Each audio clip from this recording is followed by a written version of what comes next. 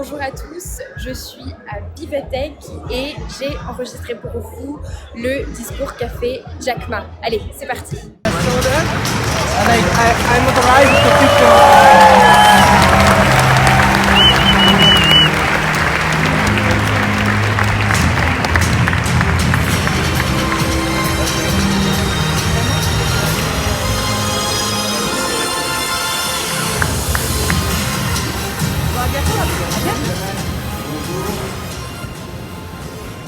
Bonjour, we have a legend with us, Jack Ma.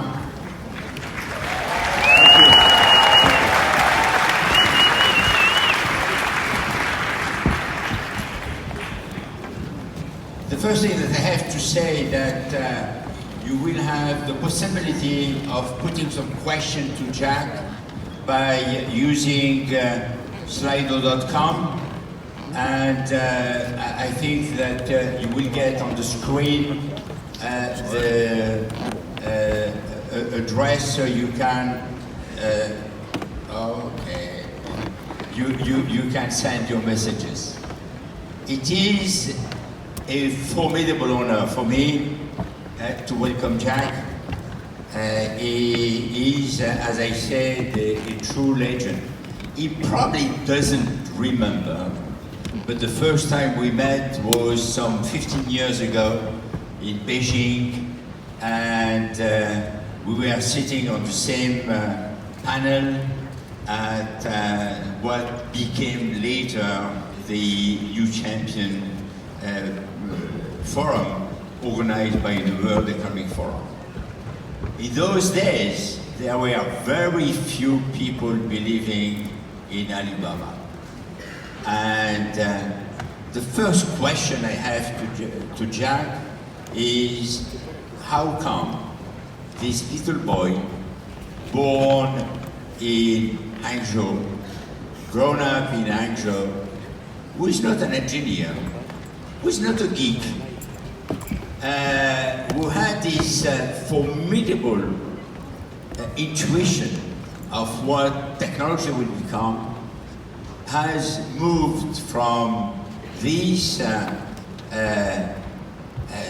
origin to building what is today one of the most powerful companies in the world.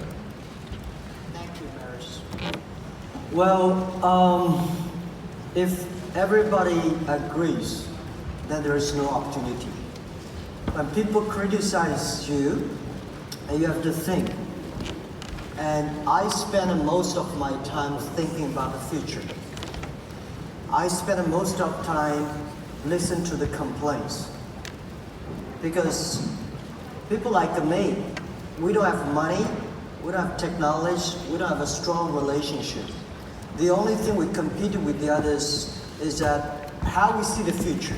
If I believe the future like this way, and those people believe that way, of course we're different. And when we believe that is the future, we start to do it. We start to spend time, we start to gather people, we start to do little by little. And I think everybody can be successful if you really try hard. I started Alibaba in 1999 in my apartment. I talked to the 18 founders that one of the things we want to prove, if Jack Ma and his team can be successful, 80% of the people in the world, they can be successful. Because we don't have money, we don't have technology, we don't have almost nothing. The only thing is that we believe in the future and start to do little by little. So, people like us, we are getting used to be criticized. We are getting used to be said no. People say no to you. When people say yes to you, we really appreciate it because it's not, why people should say yes to you. You have to prove. So as an entrepreneur, you have to get used to be challenged. Have to get used to be said no by the other people, by the investors, by your customers, by people. But this is the opportunity. When everybody believes it, you have no chance. When only few people believe it, you prove it, that's your chance. What made you so resilient to the fact that people are starting to say no? The first one who said no to you, and 10 times I have understood, or 9 or 10 times, is the Harvard Business School. KFC has refused to hire you. So, with all this no, how at the end of the day, what has been the driver which has made you who you are? Yeah, I wish people can say yes to me, but if they say yes, I have no choice. I have to accept it. And of course, you're not happy when people say no. Have a good sleep, wake up, try it again. It's always my fault, not the other people's fault. Why you can convince people if you cannot prove it? But the thing is that, very important, there are 2 groups of people you have to convince. First group people, your team. They believe in you. They trust in you, and they believe the things we agreed together. And second is your customers. They really love your products. And investors, it's okay. Investors, it's okay. Yeah, you cannot make ever investors invest in you. Don't believe investors. There is a long-term investors. They have to sell.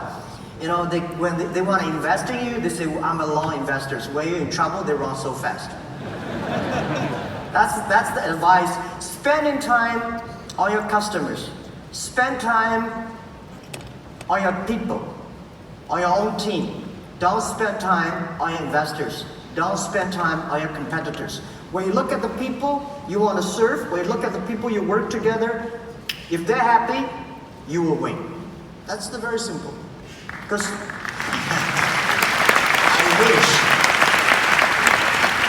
I wish it is that simple, because it looks simple, very difficult to do, but you have to do it. I have been yesterday with you at the dinner which has been offered by President Macron, and you deliver one of the most inspiring speech I had the chance to listen to. And with a vision regarding the future, and also this idea that one of the things which is taking us back is the fact that most of the time we are too much attached to the past. Maybe you can share some of those views with the audience, because it was so impressive, and I think it is what is leading the world. So, can you maybe in a few sentences summarize your thought on this? Yeah, I think my advice to the governments, many government officers, government officers love to make policies and rules and regulations, but nobody is an expert of the future. We human beings only have the experts of yesterday. When we make the future, especially this technology revolution, is so overwhelming, so change everybody, everything. So the policy we make have to be smart policies at a smart time. We should not, because of one problem, we make everybody in trouble. And I think that we should always think about the future. Think about how we can, there's very little we can do to change yesterday. There's very little we can do to change today, but there's a lot of things we can do to change tomorrow. If we do a little bit today, we can change the future.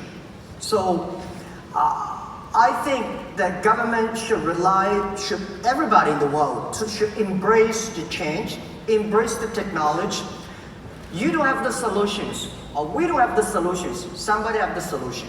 We don't have I see so much worries today in Europe, in the world. The thing worries me is the worry itself. When you worry, you should be protective. And I think people worry about jobs. Today we think people worry about artificial intelligence. Well, don't worry too much about that. People are improving, and people worry about the security. Alibaba got In the past 5 years, every day we got 300 million attacks per day. But we think it's an opportunity. Let's learn it. Let's learn how to do it, solve the problems. And then in the future, when we got experience, share with the others. That's the whole thing. So I want to keep encouraging everybody. Look at the future. We cannot avoid it. We have to embrace it. We have to live it, think about the future. And there are a lot of things. My grandfather will never be surprised, will be so surprised that today human beings have so many jobs to be created. President Macron has mentioned the two very important powerhouses of power countries, which are the United States of America and the China of the other world. And when you look at China, how would you describe the ecosystem of China and what is making it so successful? Well, beyond the quality of the entrepreneurs, obviously. First, China in the past 40 years, we are very hard. Chinese people are very hardworking. Second, we keep on learning. We keep on learning. You have to keep on learning and go. The second thing is that my advice, because I hear a lot of entrepreneurs talk about, well, China is coming and America is coming. Well, nothing to do with you. My view is that I have the same problem early days. They say Microsoft is coming, Oracle is coming, IBM is coming. You should think about your neighbor. George is coming. It's more important.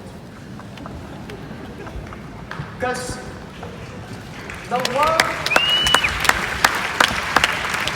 the African desert, the ecosystem is not controlled by lions and elephants. The ecosystem is controlled by the insects in the mud. Last century, the company, the big, the better. So everybody wanted a big company, the powerful company. This century, from now on, a good company is more important than a powerful company. When you compete with big company, I think in past 20 years, we've been competing with any company. Lots of companies in China. But I learned one thing. No matter how strong an elephant is, if you're an ant, if you hide yourself well, an elephant cannot kill you. You can kill the elephant if you're in a better way. It's about your thinking. This is your opinion about the small European startups when they are looking at China? I think that I've been so fascinated by so many great European small business. You have such a high quality products, great services, great stylish, tasty. And sell to China instead of waiting China to sell into you. And using internet, old days, you cannot do that. But today, huge opportunity. Young people, try to use the internet to sell to everywhere in the world. Yesterday you mentioned that Alibaba is helping roughly in a certain way 40 million people a year. Yeah, we created close to directly or indirect 40 million jobs in China. Which is an impressive number. How this is happening? Yeah, I think internet, because I'm not a technical guy, I was trained to be a high school teacher. And I worry about technology, like anybody. And early days, I talked to my engineer. I'm the quality control and product tester of every software. No matter how they feel, how excited they are, I will be the person to test it. If I cannot use it, just throw it in the garbage, because 80% people don't like it. So if I can use it, lots of people can use it. So I think technology is something we enable people. Early days when Alibaba started to do it, people say, well, this is a terrible model because American, they are helping big companies. They are helping big companies to save the cost. My view is that China don't have a lot of big companies. So we should not help big companies. Big companies don't need us. They always want to do something themselves. We should help small companies. By helping small companies, you should not think about saving the cost for them. Small companies are so good at saving the cost. They want to make money. So we enable small companies to make money online. We help them to sell further. We help them to find a reliable, a little bit cheaper supplies. So everything we do is trying to making sure small business, easy to do business. They're easy to access financing, easy to have logistics, easy to find the buyers and supplies. So that is what we do. And I have been also impressed by what you are doing in Africa and how you are helping the farmers. Maybe you can say a few words on that. Yeah. I visited Africa 2 years ago, and I was amazed by the people, by the passion, the young people there. And reminds me, because just now when the president talking to the entrepreneurs, I was sitting there, I was so touched and moved. It looks like, I don't like talking to the big companies. They talk about a KPI, they talk about next quarter, and they talk about a competition. When those young people, they're talking about dreams, they're talking about the future. They never fear about something. So we are the same animals. But in Africa, I find a lot of these kind of same animals like me. They love, they never fear, they want to change. So I think we're talking about inclusiveness. If Africa is not a development, and inclusive is just like a slogan. So we have to think of something, how we can help the Africa. But I think today, internet can help Africa, right? In the early days, a lot of people don't know how to use the computers. But today, almost a lot of people have a mobile phone. A mobile phone is much more powerful than a computer. The next thing I find that Africa, there should be 3 E's. E-government, entrepreneurs, and education. When we have an e-government, we make government online, there will be transparent, there will be efficiency. We should make entrepreneurs, because the entrepreneurs that create the future, entrepreneurs that try their best to realize their dreams. If we spend time, if we spend resources on the education, Africa will have a lot of people. So what we see today in Africa was much better than 20 years ago when Alibaba started. Because at that time, nobody was believing internet. Very few people using computer in China. And there's no mobile phone. Today in Africa, all these are ready. So the only thing is that let's start to build now and start to change Africa. We at VivaTech, we believe a lot in Africa, and that's the reason why we have created Africa Tech. And by the way, we will have tomorrow a conversation with President Kagame and President Sall, President Kagame from Rwanda, President Sall from Senegal, and we will discuss how they are transforming their countries. You mentioned dreams, and I do believe, yes, that we need to have big dreams. Yeah. Big dreams.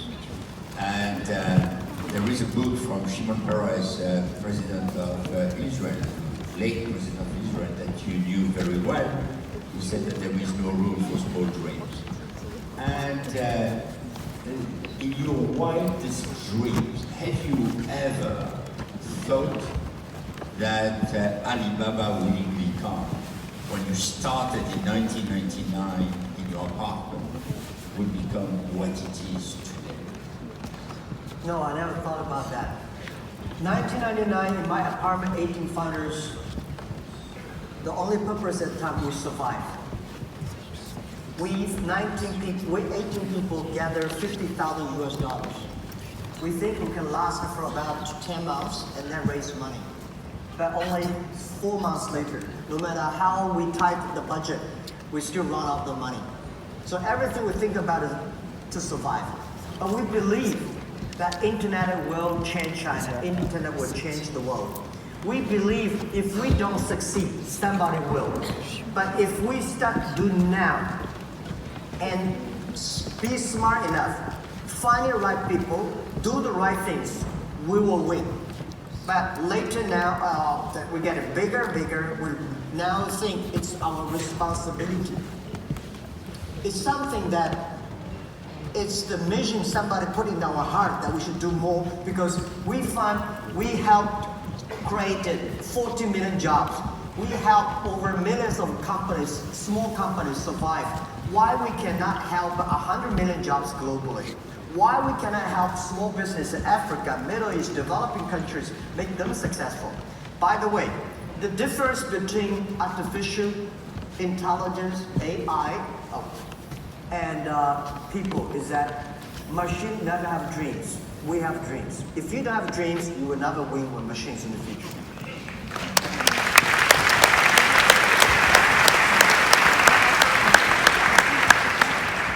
I know that you care a lot about people. When you look at what you have done, do you believe that Alibaba is good for the people? Yeah, we try our best because this is our culture. This is my way because I'm a founder. I know nothing about technology. I know nothing about marketing. I know nothing about the legal, all the stuff. What do you know? All I know about people. I know people. I was trained to be a teacher. As a teacher, you want your students better than you are. You want your best product is your students.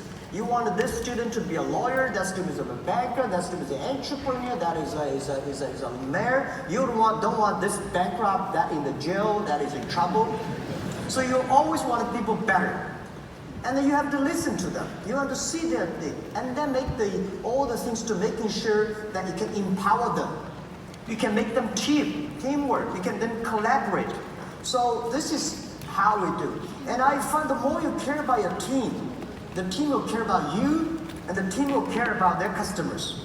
So I talk to all of my people early days, don't make me happy. Don't love me. Make your customer happy. Make your customer love you, and I will love you any minute. That is very simple. So everything we do as a founder, make your customer happy, get your team, make your team happy, and you will be happy. Great. Jack, since I know you, I have seen many facets of Jack Ma. I have seen a magician, somebody who is playing with magic. I have seen a great entrepreneur, the founder of one of the greatest companies in the world.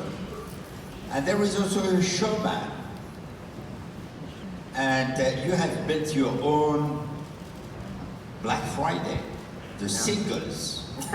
And when you have this day, which is a day where you are doing, I don't know how many $1 billion in one single day. 30 billion. 30. Yeah. Okay. For the people who don't know, who are fighting all the year long to do 1 million, 30 billion in one day.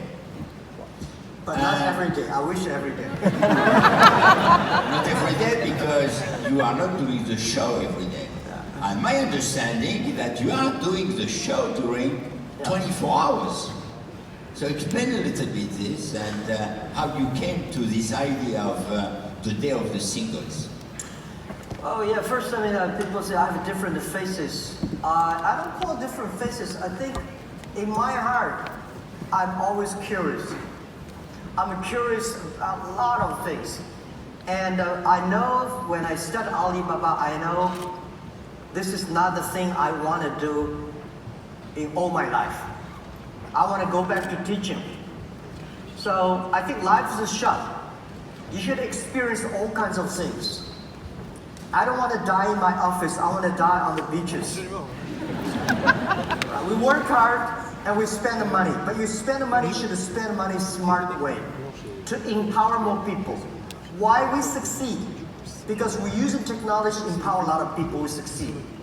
If you want to be more successful, empower more people. That's very simple. So for November 11th, the Singles Day was created by my successor, CEO Daniel. But the idea was this. Everybody who's single, when you're single, you don't have a boyfriend, girlfriend, you feel bored. So 11, November 11, we think you should start buy things. So we just make singles happy. And then we did not expect that it comes like this. It's become the largest shopping festival. And last year we sold $30 billion. This year will go up because we only helping Chinese singlers. We're a lot of single people here in France. Great. You know, there are a lot of things that you have done which are extremely impressive, at least for the people who are following you since many years. And before going back to the questions that I have, I would like to share with you a few questions that we got from the audience. It's the first time, by the way, that we have decided to give the audience the possibility of putting some questions. We mentioned a few minutes ago the fact that it has not been completely a fairy tale and that you went through some difficulties at the beginning. And Raphael is putting the question, which is, what was your biggest failure in scaling Alibaba and what did you learn from? Yeah, well, yeah, we faced a lot of challenges, but I'm sure Alibaba is going to facing more challenges. We worry every day. When I was young, when company was young, we thought, well, what if when Alibaba become that big, my life will be easier. Then now the companies the bigger the company, the more problems I have. So why you are still small company, enjoy it. You will never experience the happiness of operating a small company in your life when you get to be too big. You have so much headaches, so many things happening. And people say, Jack, you know, there are a lot of books about you, but there's none of the books I write myself. If there's one book I want to write in the future, it's called Alibaba 1001 Mistakes. We made so many mistakes. We had so many troubles. Believe it or not, China built up e-commerce company, built up an internet-related company. No internet connection at that time, no credit cards, no delivery system. So we make problems all the time. It's not easy, but we tell ourselves, we will be successful until we make 10,000 mistakes. We will be successful if we survive in any crisis. So when crisis came, we know it's a challenge. Everybody start to be united. We solve the challenge, then we complain each other. Before we solve the problem of the crisis, we should not complain. So, I have a problem in HR, I have a problem in financing, I have a problem in technology, I have a problem everywhere. Tell me. So that's why I become a mentor in entrepreneurs program in China. People, a lot of entrepreneurs have questions. When I listen to that question, you say, oh my God, I have this problem too. So I would say we have gone through almost more than 90% of the problems that any entrepreneurs have met. This is what we feel proud.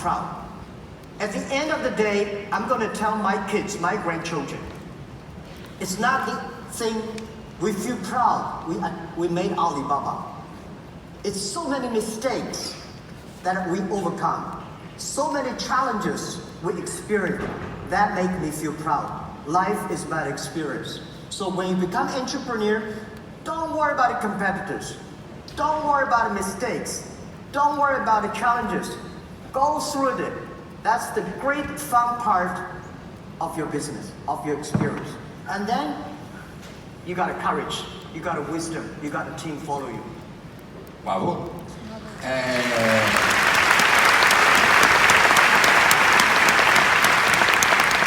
because you don't have a choice. You cannot sit there and cry, right? If you cry can solve problems, I can cry oceans of tears. But we make competitors cry. We don't cry. Very often, unfortunately, in Europe, with only 10 mistakes, you are out of job. But I I consider that it's a great lesson, and this has been also a lesson of my life. I'm always saying that I have made sufficiently mistakes in order to survive. So, the other question we have is, where do you see Alibaba in 5 years' time? Well, in 5 years' time, Alibaba is, the vision should be given by Daniel, our CEO. Everybody in our company, our first tier colleagues, they look at next month, next quarter. Manager looks at the 6 months. Vice president looks at 3 years. CEO looks at 5 years and 10 years. I look at 20 years. Year 2036, Alibaba want to achieve to build up a digital economy that can help create 100 million jobs, can serve 2 billion consumers in the world, and it can support 10 million business, be profitable on our platform.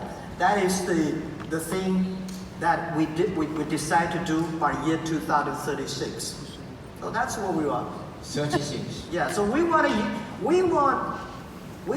empower everybody, every young people, every small business. When you have a mobile phone, you can global buy, global sell, global deliver, global pay, and global travel. And if we can do that, we don't know how big we will be, but we are not interested in we're being like a $5 trillion company or $10 trillion company. We are only interested in these 5 things: global buy, global sell, global pay, global deliver, and global travel for everybody. That's what we want to do. Great.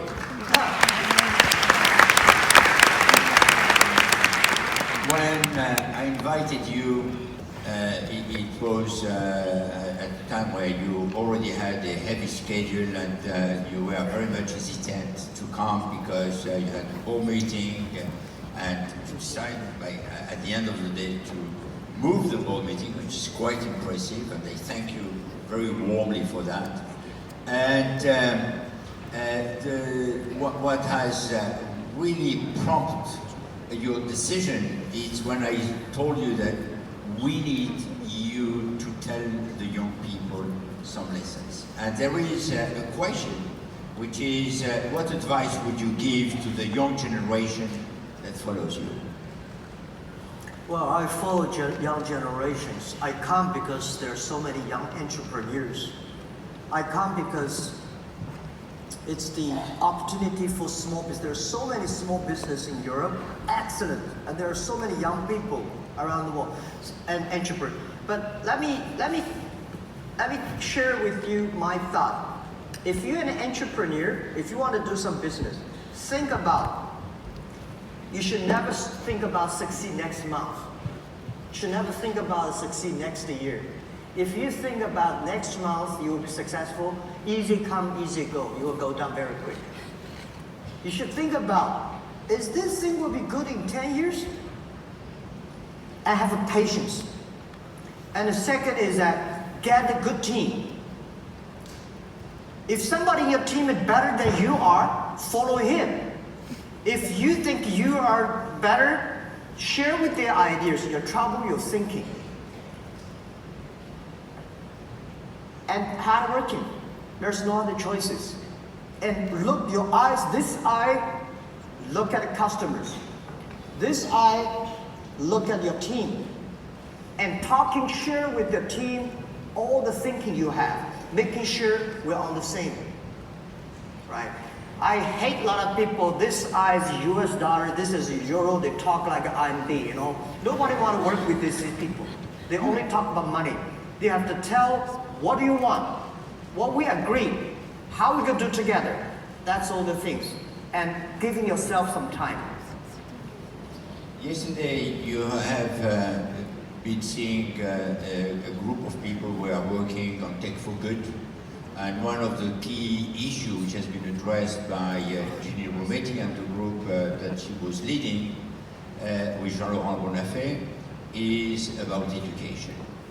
And I have a question, which is many recognize you as a great teacher, how do you envision the future of education, particularly when you know that everything will change in the coming years and the impact of technology will be huge on all the jobs? How do we prepare the future for the future generations, and what would you recommend? Yeah, I feel more comfortable that I work as a teacher. I never thought that I could be a CEO. I remember more than 10 years ago, when company was in big trouble, one of our investors kindly and very politely said, "Jack, you think that somebody can do better job?" And he's thinking that you should resign. And I heard that and I said, I cannot resign now, because if I resign, the company will collapse. I will resign when the company is good. So since then, I was preparing, always finding people better than I am in the company, giving them the opportunities. My position, CEO, is called Chief Education Officer in the company. So I built up the company more like a university. We call our company, the ground is called campus. We learn together. We trust each other. Students and teachers have to trust each other. So I'm always thinking about that. Now, this year, September 10th, the 20-year anniversary of Alibaba.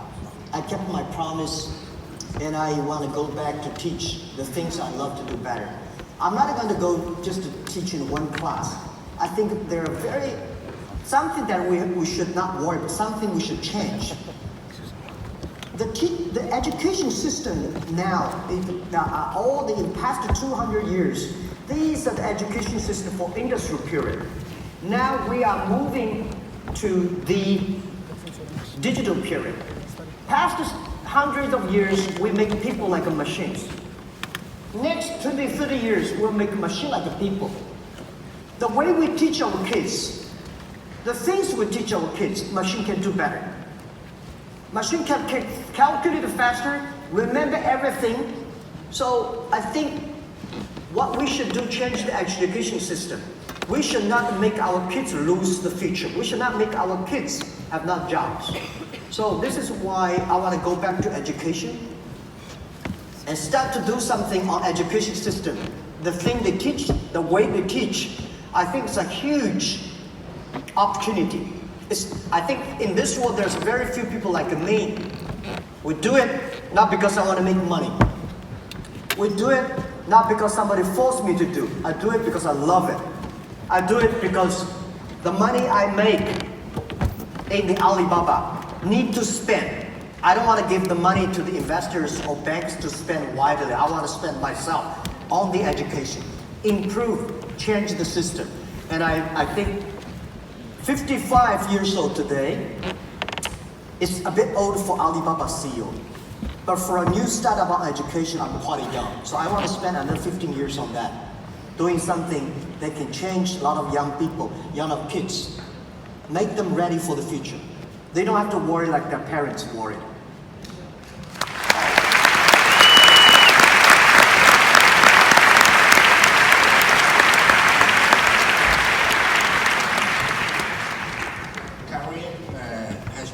Question which I consider is extremely interesting, and I would like to hear you about this is should France, and you had the possibility of speaking with President Macron yesterday, this morning again, and you heard him regarding China and the US, so should France and maybe Europe get inspired by the Chinese ecosystem on digital innovation and technology?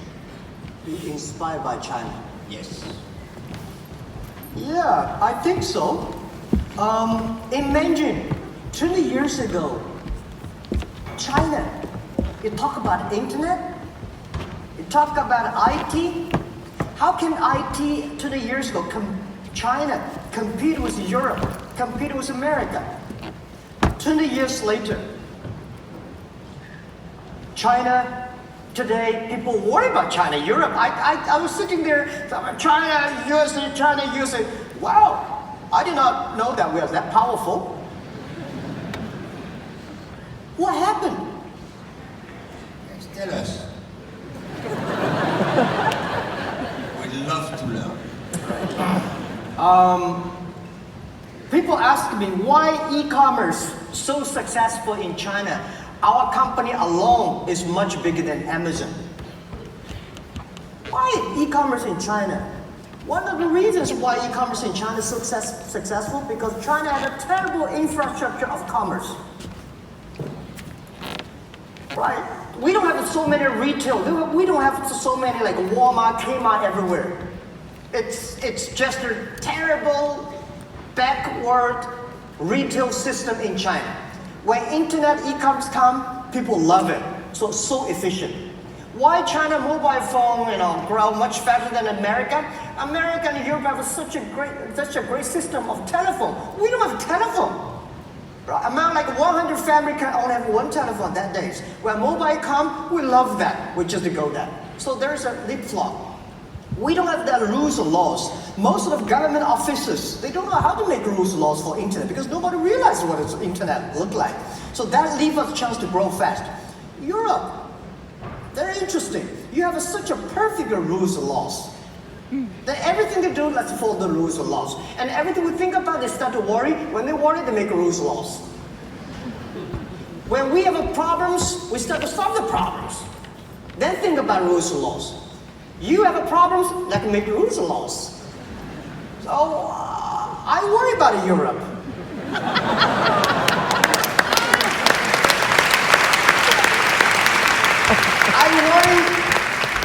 I worry about the worries of the Europe. If Africa does not worry, Asia does not worry, why Europe worry about? Right? You don't have the solutions for artificial intelligence. They're gonna destroy a lot of things in human life. Forget it. Let me tell you, artificial intelligence. I think we, Alibaba, using artificial intelligence to arrest and catch a lot of thieves. My theory, I told my engineers, I said, now, when you love somebody, you may not have reasons. But when you hate somebody, you have logic and reasons.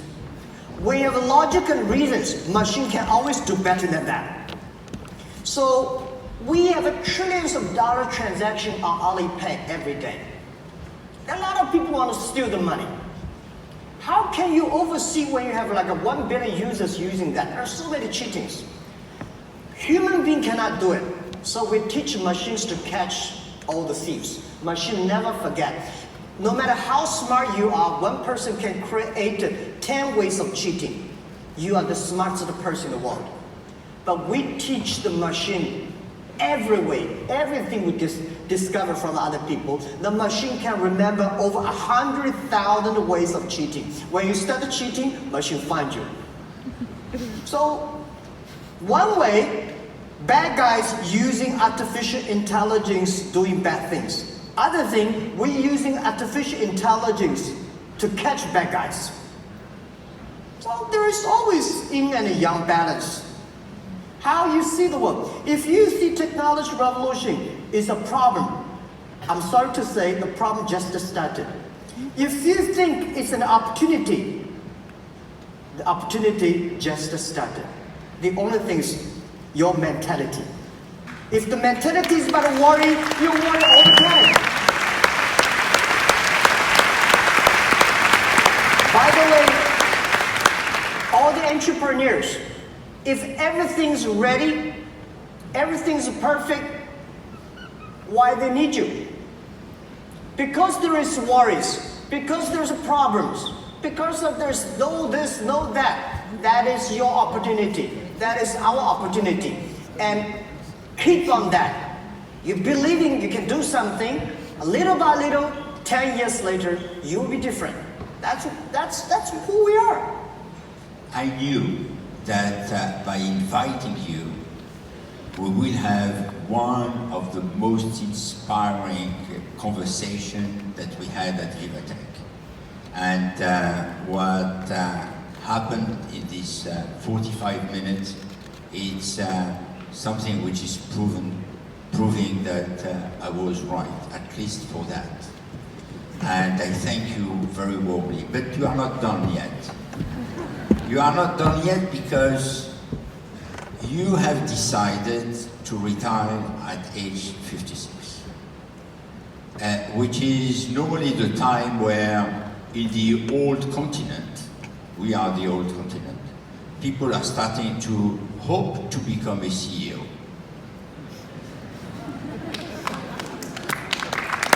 I would like to ask you, what has led you to make that decision? Is it just because you are fed up with investors and you don't want to have to spend time explaining things? Is it because of your dreams? Or is it also because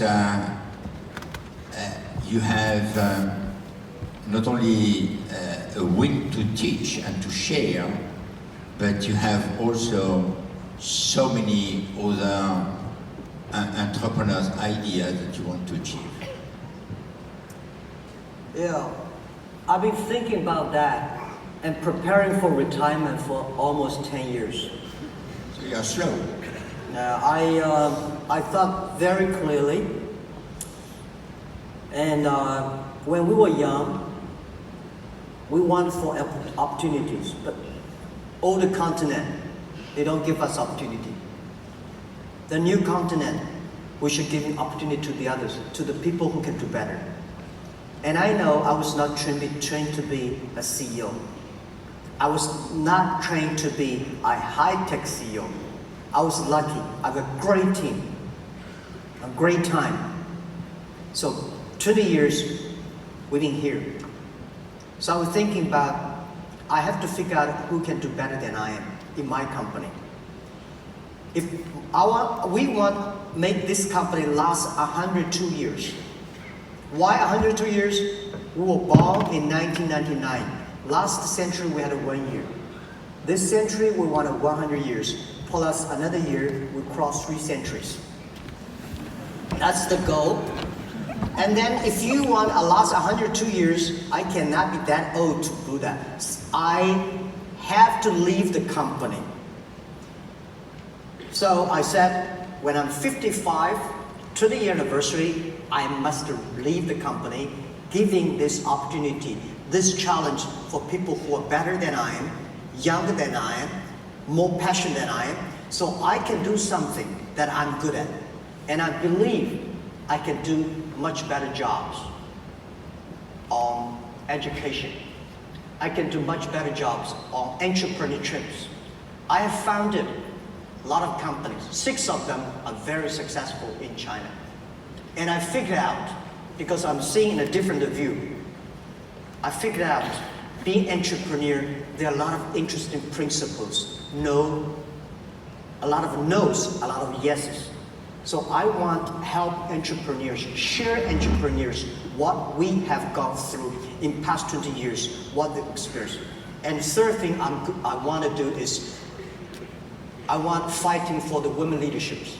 This world, if we have more women leaders, the world will be better.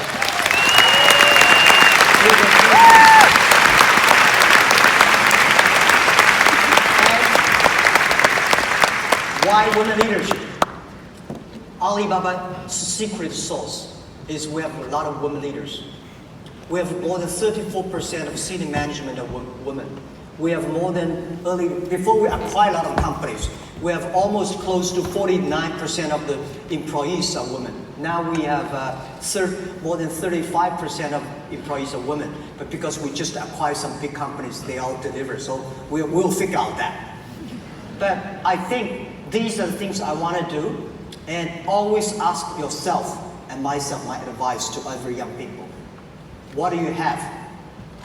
What do you want? And what will you give up?